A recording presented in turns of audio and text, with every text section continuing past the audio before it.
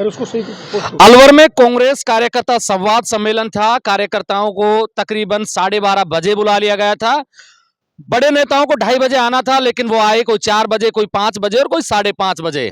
जितने कार्यकर्ता आए थे लगभग, हालांकि कार्यकर्ताओं में निराशा इस बात को लेकर थी कि उनको 12 बजे बिना खाना खाए दूर दराज के इलाकों से बुला लिया गया, लेकिन नेता 4 साढ़े 4 बजे तक भी नहीं पहुंचे तो कार्यकर्ता निराश थे। लेकिन जैसे जैसे नेताओं का आना शुरू हुआ, कार्यकर्ताओं का जोश और मनोबल बढ़ने लगा।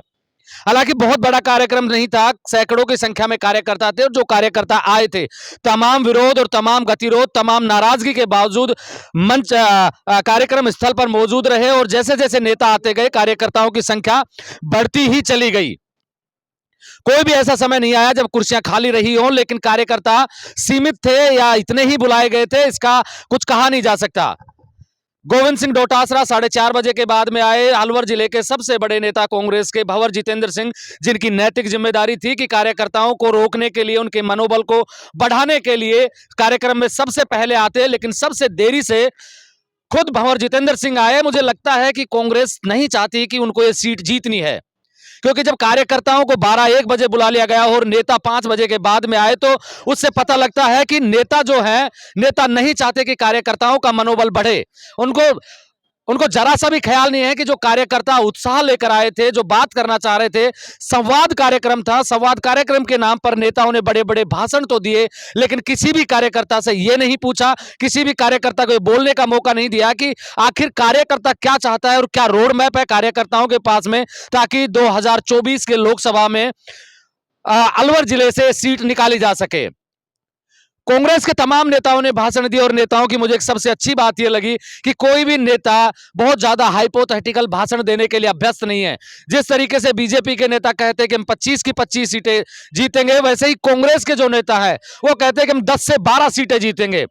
अब यह नहीं पता कि वो 10 से 12 सीटें जीतेंगे या हारेंगे, क्योंकि जिस तरीके से नेताओं का चलन रहा, आज के जो कार्यक्रम था जिसमें नेताओं को आना चाहिए था समय पर, समय से घंटा आधा घंटा लेट हो सकते हैं, लेकिन 4-4 घंटे की देरी से अगर नेता आएंगे तो लगता नहीं कि नेता भी सीरियस है कि कोई उनको लोकसभा की सीट जीतनी है।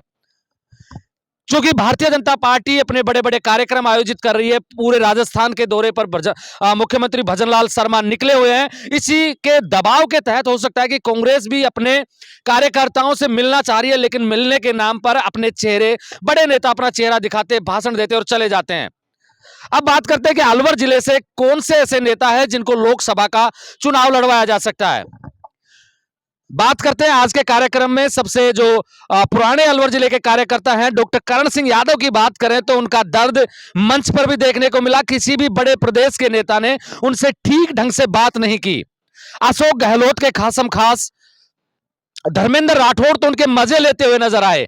अब पता नहीं वो क्या कहना चाह रहे थे, लेकिन डॉक्टर करण सिंह को भी कहना पड़ा कि मैं अभी 80 का नहीं हुआ हूं, 80 में से 1 कम है, यानी कि 79 साल के हुए हैं। दूसरा, जब वो कह रहे थे धर्मेंद्र सिंह राठौड़ कि हमारे पुराने जो पूर्व सांसद है उनको देखिए आज बाल काले करवा के आए हैं, क्या संदेश डॉक्टर करण सिंह यादव देना चाह रहे थे और क्या कहना चाह रहे थे धर्मेंद्र सिंह राठौड़, इशारों में बहुत कुछ कह के गए।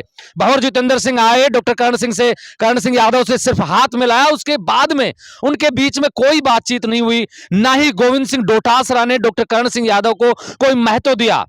हालांकि कार्यक्रम के दौरान सभी नेताओं के भाषण जब सुने तो जिला अध्यक्ष योगेश मिश्रा की सारे के सारे नेताओं ने तारीफ की, चाहे वो जूली हो, टीकाराम जूली हो, प्रदेश अध्यक्ष गोविंद सिंह डोटासरा हो, भंवर जितेंद्र सिंह हो और धर्मेंद्र राठौड़ हो, बढ़ चढ़कर योगेश मिश्रा की तारीफ कर रहे थे। उनके जो कार्य प्रणाली है, जिस तरीके से वो कांग्रेस पार्टी में रहकर कार्यकर्ताओं के साथ काम कर रहे हैं, उनकी तारीफ की। एक तरफ बात करें कि कांग्रेस में और भी कई दावेदार हैं, ललित यादव को भी दावेदार माना जा रहा है। हालांकि ललित यादव ये कह चुके हैं कि वो चुनाव नहीं लड़ेंगे। अब वो लड़ेंगे नहीं या लड़ेंगे नहीं, उनका मन नहीं है लड़ने का, या फिर वो कोई दूसरी पॉलिटिकल गेम खेलना चाह रहे हैं। दूसरी तरफ संदीप यादव है, तिजारा से विधायक, पूर्व विधायक, वो भी चाह रहे हैं कि उनको लोकसभा का टिकट मिले। हालांकि इन सब के बीच में अगर पार्टी चाहे क्योंकि अलवर जिले की बात करें, अगर भारतीय जनता पार्टी किसी यादव चेहरे पर दांव खेलती है तो कांग्रेस हो सकता है कि किसी ब्राह्मण चेहरे पर भी दांव खेल सकती है, क्योंकि ब्राह्मणों की जो वोटर है उनकी संख्या 1.5 लाख से ज्यादा बताई जाती है। और अगर कांग्रेस, क्योंकि भजनलाल शर्मा को मुख्यमंत्री बनने के बाद में और संजय शर्मा के अलवर से मंत्री बनने के बाद में कहा यह जा रहा है कि ब्राह्मण वोटर पूरे तरीके से बीजेपी में शिफ्ट हो गया है। अगर किसी ब्राह्मण चेहरे को टिकट नहीं दिया जाता है, और अभी कुछ दिन पहले सम्मेलन भी हुआ था ब्राह्मण समाज का कि अगर हमें उचित प्रतिनिधित्व नहीं दिया गया तो हम बीजेपी के साथ चले जाएंगे। जो यहां से अलवर जिले के जो ब्राह्मण समाज के अध्यक्ष हैं, उन्होंने कहा, उनकी मीटिंग हुई। हालांकि चुनाव के दौरान जब टिकट मिलते हैं और नहीं मिलते हैं, उस दौरान हर समाज अपने तरीके से कोशिश करता है कि उनको उचित प्रतिनिधित्व मिले और अपने समाज के किसी व्यक्ति को टिकट दिलवाए। अब ये गेम संजय शर्मा की तरफ से था, क्योंकि उनको लगता है कि कांग्रेस टिकट नहीं देगी तो ब्राह्मण समाज नाराज होकर एक मुश्त बीजेपी में आ जाएगा। या फिर कांग्रेस के किसी नेता की यह चाल थी कि दबाव रहे कांग्रेस पार्टी पर, अगर नहीं देते हैं तो कल को वो ये ना कहें, बड़े नेता ये ना कहें कि आपके समाज ने हमें वोट नहीं दिए। या फिर किसी ऐसे नेता की थी जिसको टिकट की उम्मीद है। अगर कांग्रेस में ब्राह्मण नेताओं की बात करें तो योगेश मिश्रा का नाम आता है, और पूर्व से थानागाजी से विधायक कृष्ण मुरारी गंगावत का नाम भी इसमें लिया जाता है, क्योंकि यही दो बड़े चेहरे कांग्रेस में जो ब्राह्मण समाज के रूप में जाने जाते हैं। जिस तरीके से आज कांग्रेस की मीटिंग रही, कार्यकर्ताओं में नाराजगी भी रही, उत्साह भी रहा, मिला जुला एक कॉम्बिनेशन देखने को मिला। लेकिन डॉक्टर करण सिंह की राजनीति, मुझे लगता है कि आज जिस तरीके से उनके साथ में मंच के ऊपर, क्योंकि बड़े नेता हैं, मंच पे जगह भी मिलनी थी, उनको मिली, लेकिन किसी भी बड़े नेता ने जिस तरीके से उनका स्वागत सत्कार और बातचीत करनी चाहिए थी, नहीं हो पाई। बड़ी माला भी डली। जब भंवर जितेंद्र सिंह आए तो एक बड़ी माला डालकर ये पॉलिटिकल पार्टियों का एक प्रोग्राम के तहत ये कार्यक्रम होता है कि बड़ी माला से सबसे बड़े नेता का स्वागत किया जाता है।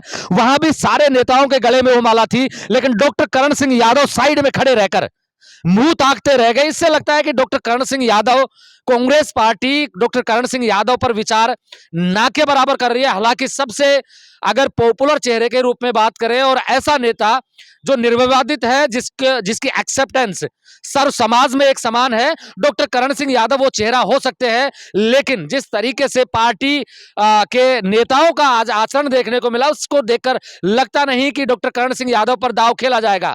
इसके बाद में नाम आता है ललित यादव का नाम आता है, संदीप यादव का नाम आता है। दोनों ही युवा चेहरे हैं। ललित के साथ में ये बेनिफिट है कि वो बहुत अच्छे मार्जिन से जीत के आया, और जिस क्षेत्र से वो आता है, अब की बार कांग्रेस को हार और जीत का मार्जिन राठ क्षेत्र तय करेगा, क्योंकि और जितने भी इलाके पड़ते हैं वहां बीजेपी और कांग्रेस जाकर लगभग समान हो जाती है। सबसे बड़ा मार्जिन मुंडावर और बहरोड करेगा। अब ये समय बताएगा कि संदीप यादव टिकट लेके आते हैं। हालांकि उनके चेहरे पर भी क्योंकि उनको अब की बार टिकट नहीं मिला, किशनगढ़ से चुनाव लड़ना चाहते थे, उनको टिकट नहीं मिला। उन्होंने पार्टी से बगावत नहीं की, संयम का सहारा लिया और विधायक रहे। चूंकि उन्होंने पार्टी से बगावत नहीं की, तो हो सकता है कि पार्टी उन पर दाव खेले। और चुनाव में जब टिकटें मिलती हैं, अब कितना भी विरोध हो सकता है संदीप का, कितना भी विरोध हो सकता है किसी अन्य कैंडिडेट का, लेकिन जब टिकटें मिल जाती हैं उसके बाद में विरोध जीरो के बराबर हो जाता है, बहुत कम विरोध बचता है।